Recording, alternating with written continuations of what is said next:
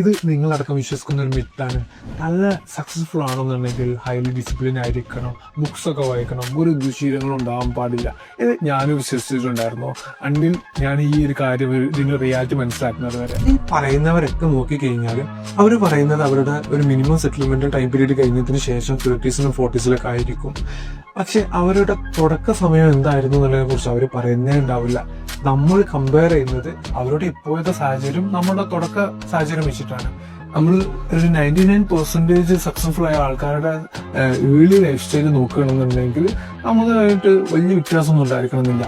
പക്ഷെ അവര് നോക്കിയിട്ടുണ്ടായിരുന്നില്ലെങ്കിൽ അവർക്ക് ഉണ്ടായിരുന്ന കുറച്ച് കാര്യങ്ങളുണ്ടായിരുന്നു. ഒന്നാമത്തെ കാര്യം അവർ എങ്ങോട്ടാണ് പോണത് എന്നതിനെ കുറിച്ച് അവർക്ക് ഏകദേശം ഒരു ഐഡിയ ഉണ്ടായിരുന്നു.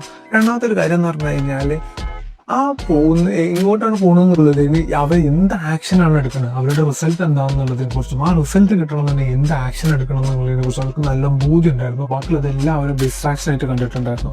മൂന്നാമത്തെ കാര്യം എന്ന് പറഞ്ഞാൽ ഇത് ഹൈലി സക്സസ്ഫുൾ ഓൺടർപ്രനേഴ്സിനെ സെലക്ട് ചെയ്യുന്ന സമയത്ത് ഇൻവെസ്റ്റേഴ്സ് നോക്കുന്ന കാര്യമാണ്.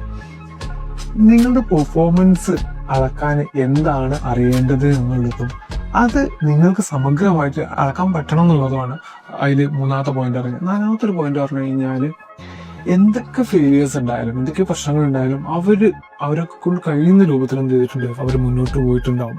അപ്പോൾ ഈ കാര്യങ്ങളൊക്കെ നിങ്ങൾക്ക് തീർച്ചയായിട്ടും ഉപകാരപ്പെടുമെന്ന് വിചാരിക്കുന്നു. Any doubts please DM.